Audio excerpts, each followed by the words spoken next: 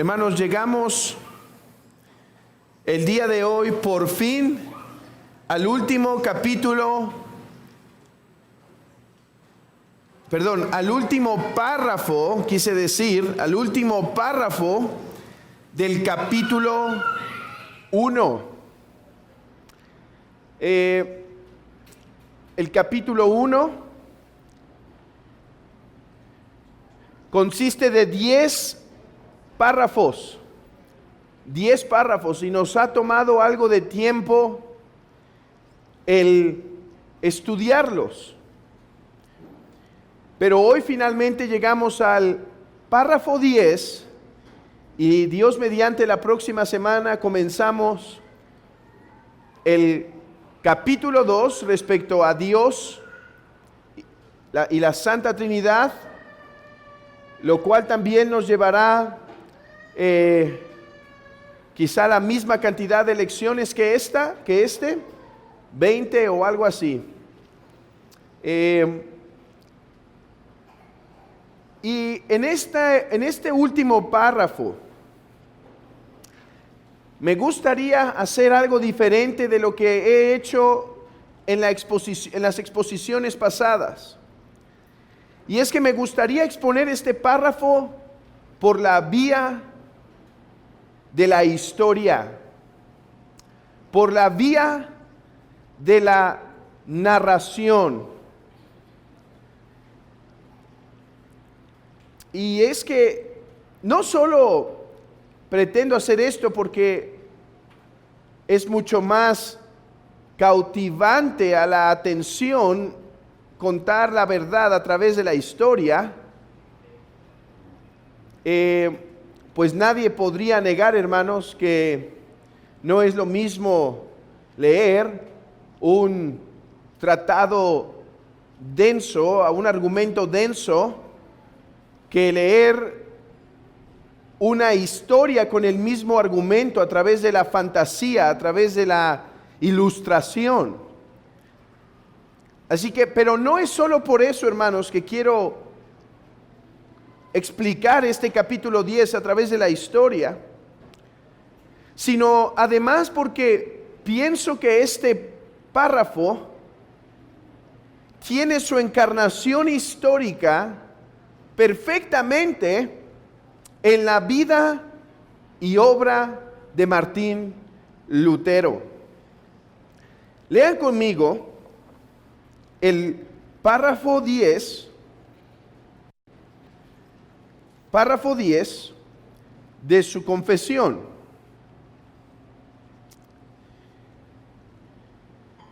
Capítulo 1, párrafo 10. Dice así: el juez supremo por el que deben decidirse todas las controversias religiosas y porque deben examinarse todos los decretos de concilios, las opiniones de escritos antiguos, las doctrinas de hombres y espíritus privados, y en cuya sentencia debemos descansar, no puede ser otro que la Santa Escritura, entregada por el Espíritu. En dicha Escritura así entregada, nuestra fe se resuelve finalmente.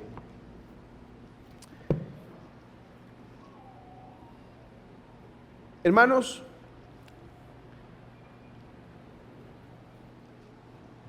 este párrafo casi contiene las mismas palabras, y si no en todas las mismas palabras, sí el mismo contenido de aquellas famosas palabras que dio Lutero mientras era juzgado. Así que, por estas razones,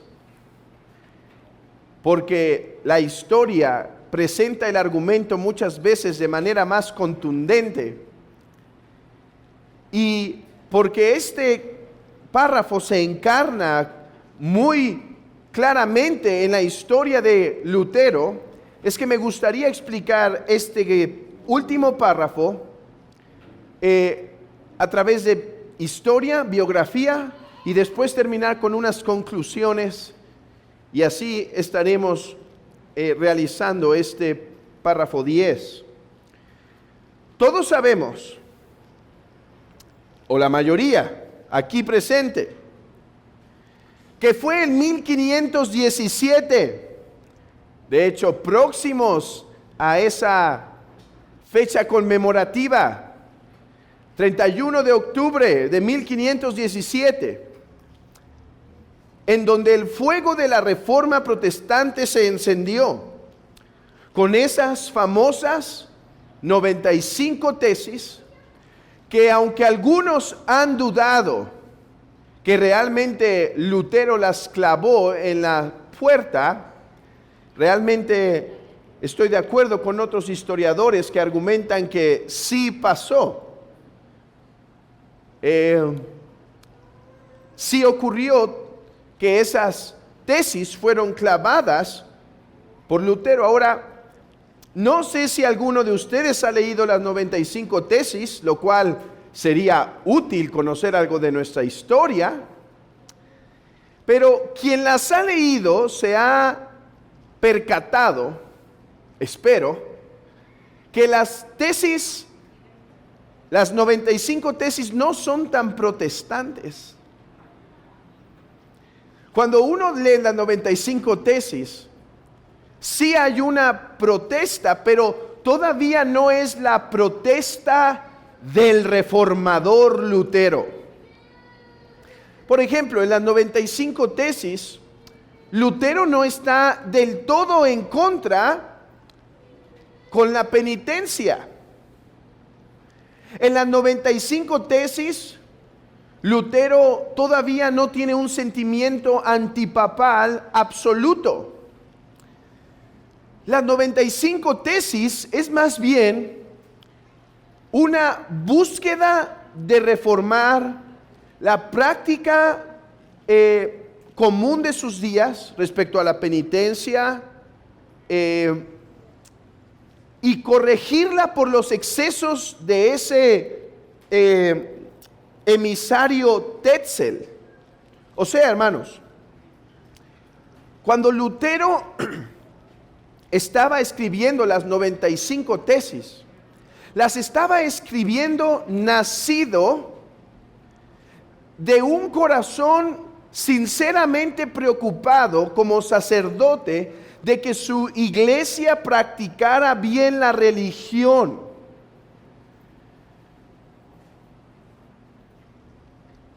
Con el paso del tiempo, y particularmente por medio del debate, Lutero llegó a un entendimiento mejor de la doctrina, de lo que después sería su protesta tal cual.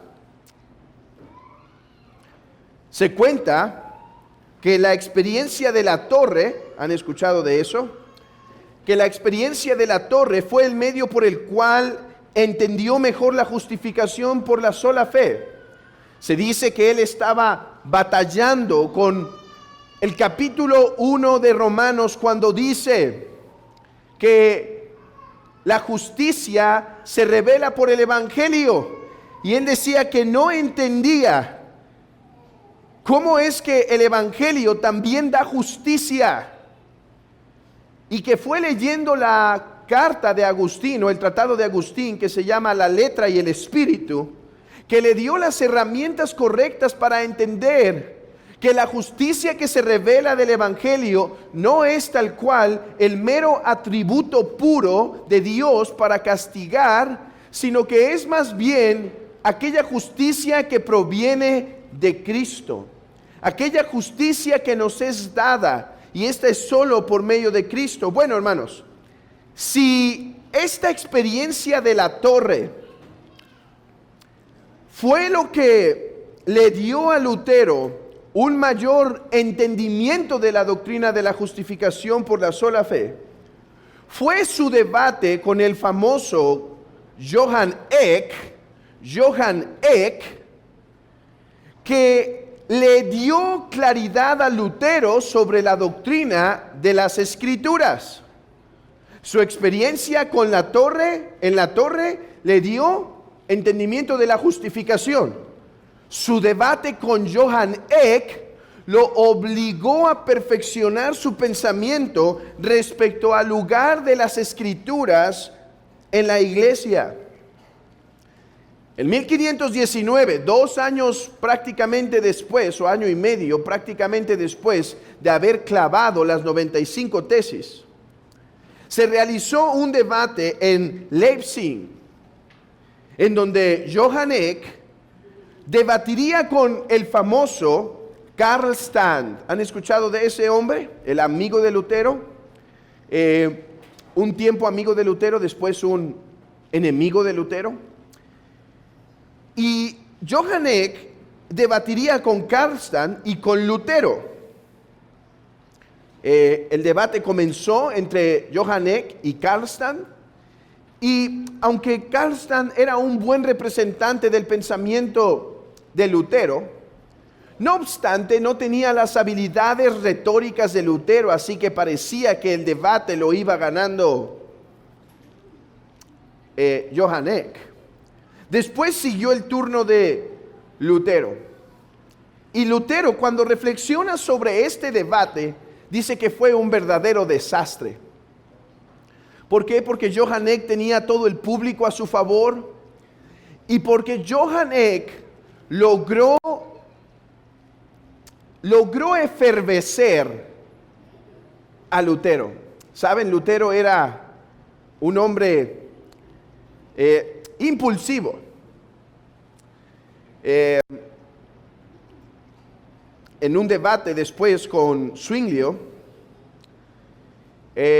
no se ponen de acuerdo sobre un punto de doctrina y este dice que se apenaba mucho de que no iba a ver en el cielo a Zwinglio por ser tan necio en la doctrina y lo tachó toda la vida de no cristiano. Hermanos, Lutero era un hombre de un carácter interesante.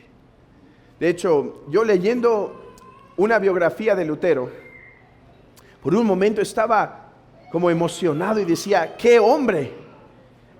Pero después empecé a ver todas las cosas que hizo, las amistades que rompió, lo fiero que era en unas cosas, cómo termina al final hablando de los judíos.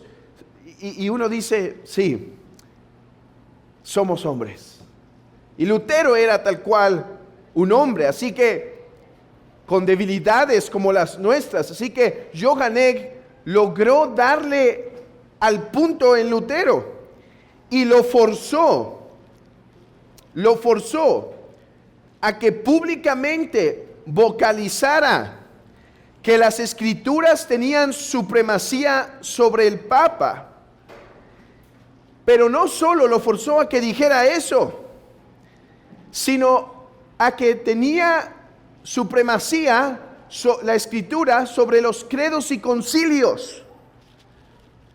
Ahora, ¿cuál fue el problema de esto?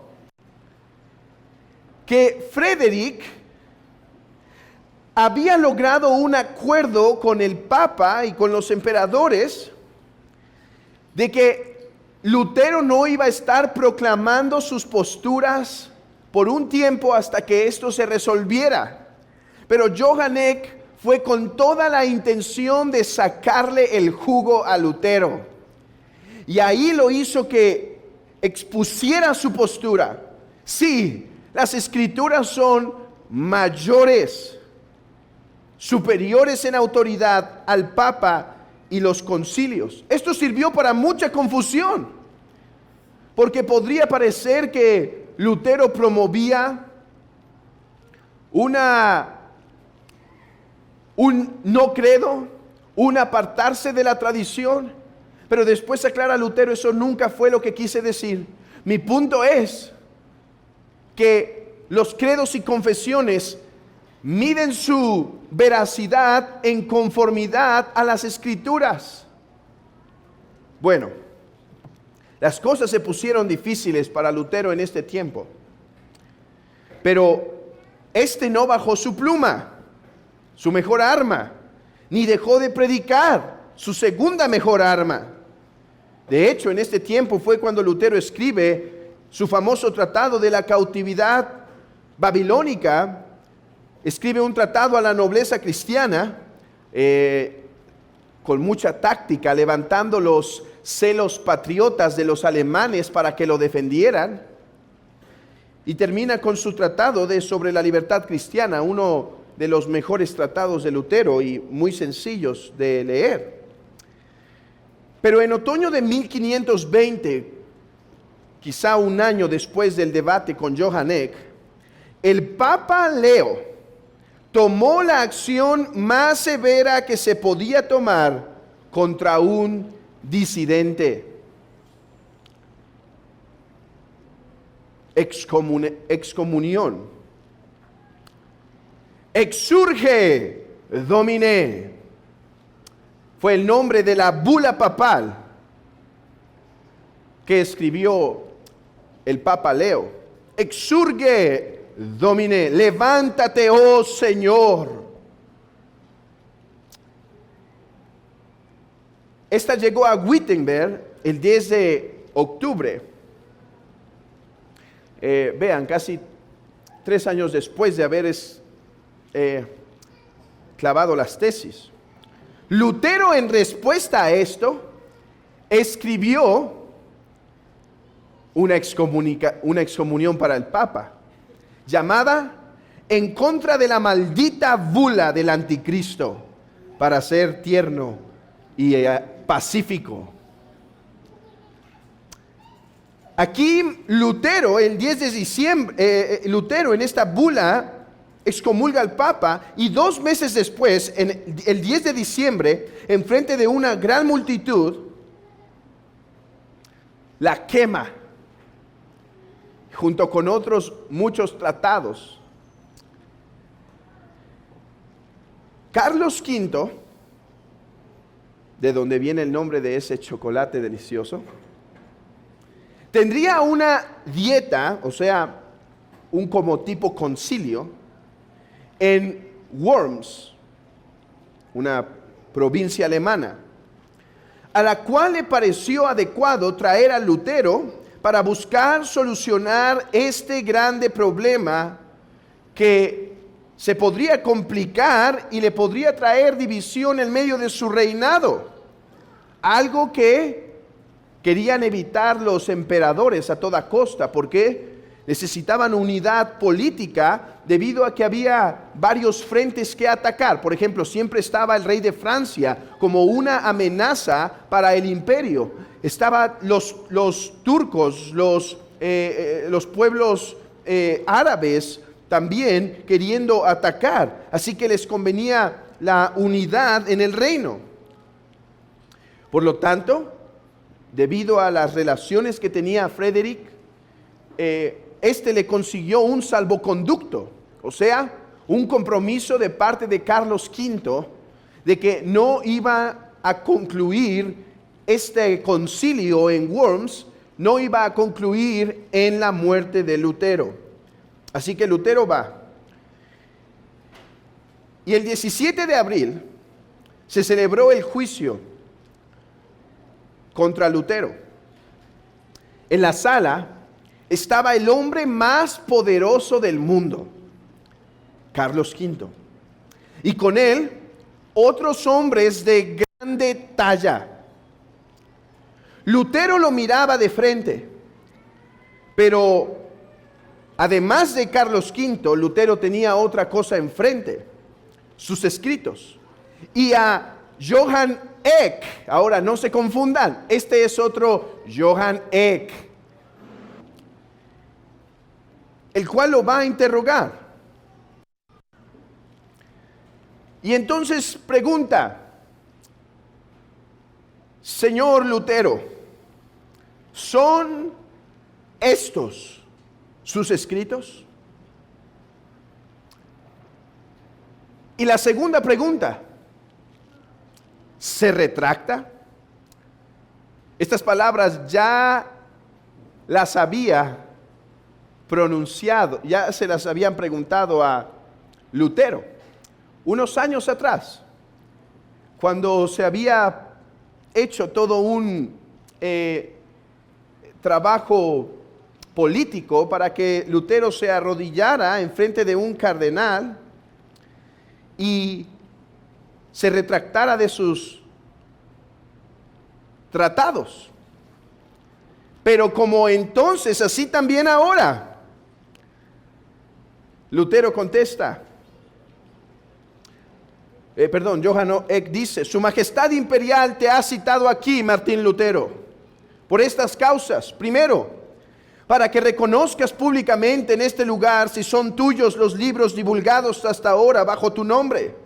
Segundo, una vez que los hayas reconocido, si quieres que todos sean considerados tuyos o si deseas retractarte de alguno de ellos. Lutero, seguramente por la presión, pidió más tiempo para preparar su respuesta, o quizá por medio, o solo por estrategia, o quizá por ambas. Así que le dieron un día más para meditar. Y tenemos recuentos de esa noche que pasó Lutero, algo de su oración durante ese tiempo. Y al otro día contestó a las mismas dos preguntas: estos libros son míos y yo los publiqué bajo mi nombre. Pero sobre la pregunta 2, la respuesta fue mucho más larga. Primero demostró que había diferentes tipos de escritos. Dice, no me puedo retractar de todos, porque hay algunos en los que seguramente ustedes aquí están de acuerdo. Pero estoy dispuesto que de todos me convenzan de mis errores y que los refuten por medio de las escrituras de los profetas y evangelistas.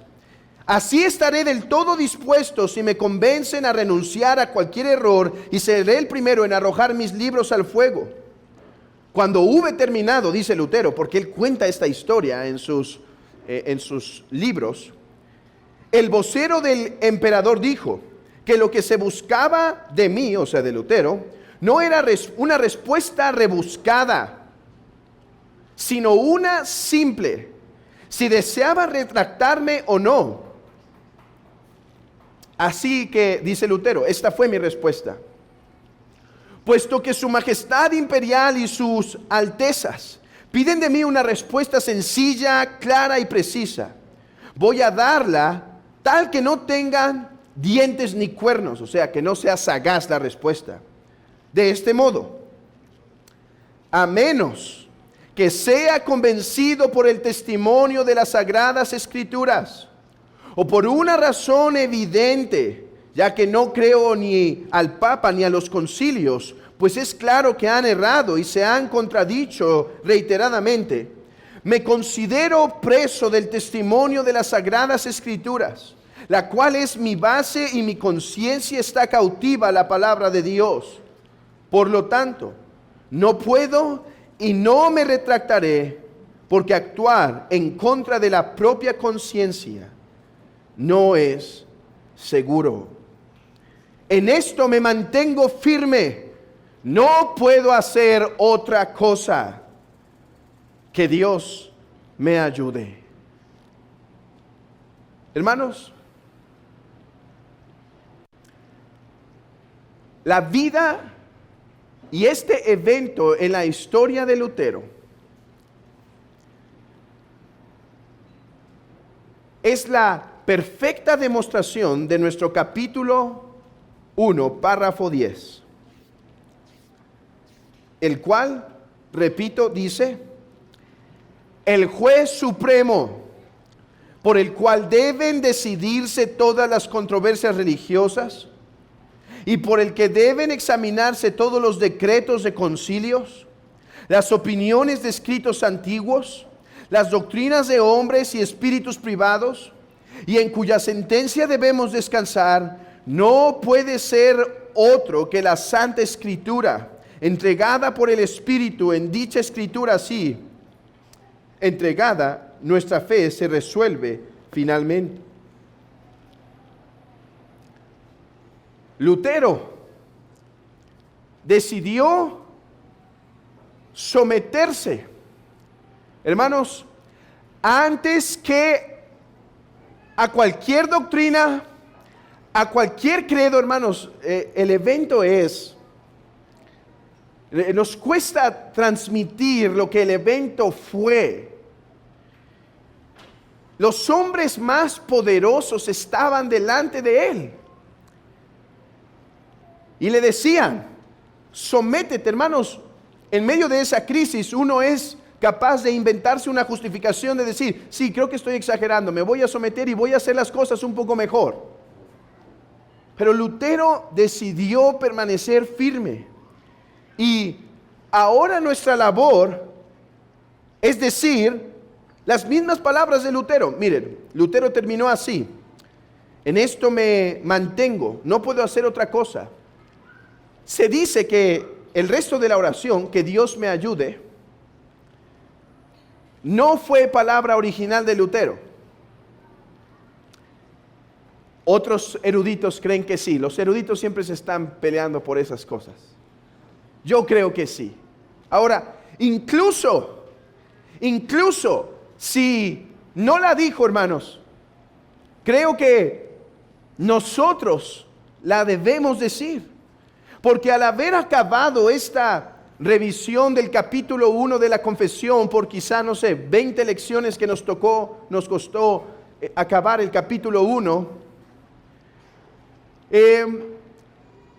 nuestra labor es ahora mantenernos firme en las Escrituras al saber que esta es la única palabra inspirada que tenemos vigente de parte de nuestro Dios.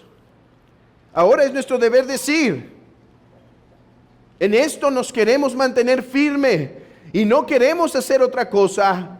Que Dios nos ayude.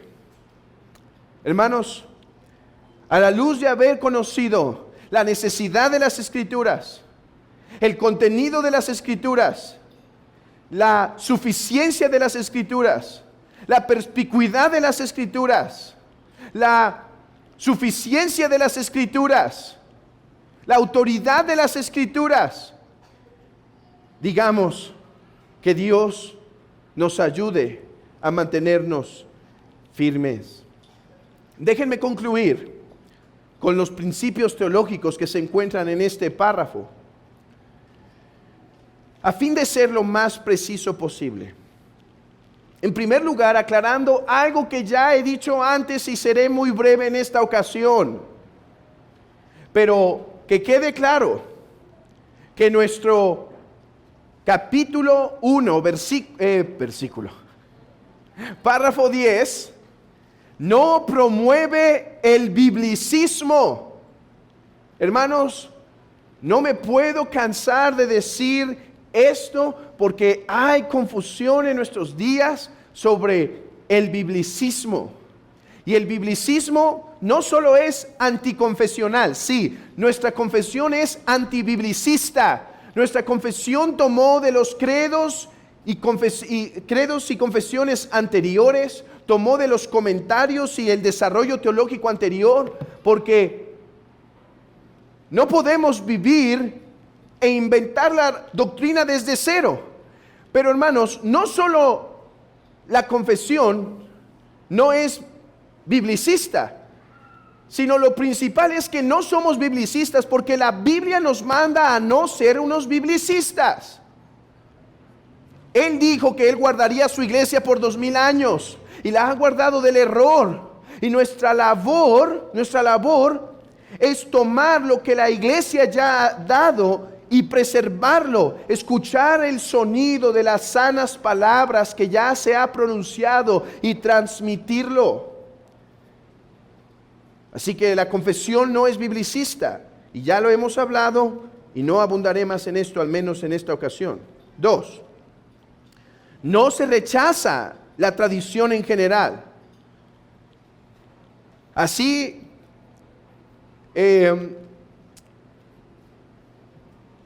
la misma confesión utiliza la tradición para formular la doctrina. La diferencia es que la confesión no ve la tradición como algo inspirado, sino que ve la tradición como la obra del Espíritu Santo protegiendo a la iglesia de la verdad. Entonces, eso no quiere decir, ¿qué sí quiere decir? Que la Biblia, por su naturaleza, es la autoridad final cuando se tiene que resolver cualquier cuestión teológica. A ver, paremos primero en por su naturaleza. Y regresamos a ese versículo que nos ha resonado a través de toda esta exposición de la doctrina de las Escrituras. Y es 2 Timoteo 3:16. 2 Timoteo 3:16 dice: toda la Escritura es inspirada por Dios y útil para enseñar, para redarguir, para corregir en justicia, a fin de que el hombre de Dios sea perfecto, enteramente preparado para toda buena obra. Es debido a que la Biblia es la palabra de Dios, que es la que rige como juez supremo en todas las cuestiones.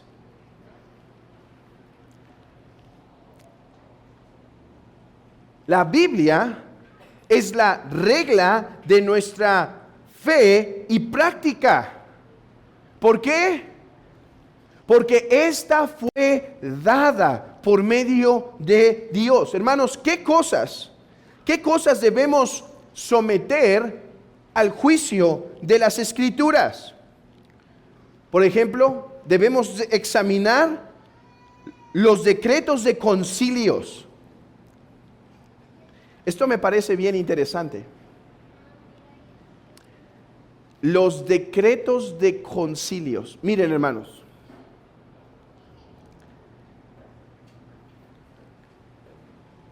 Yo creo que cuando los reformadores dijeron que la Biblia es la autoridad suprema sobre cualquier concilio, ellos tenían en mente dos cosas.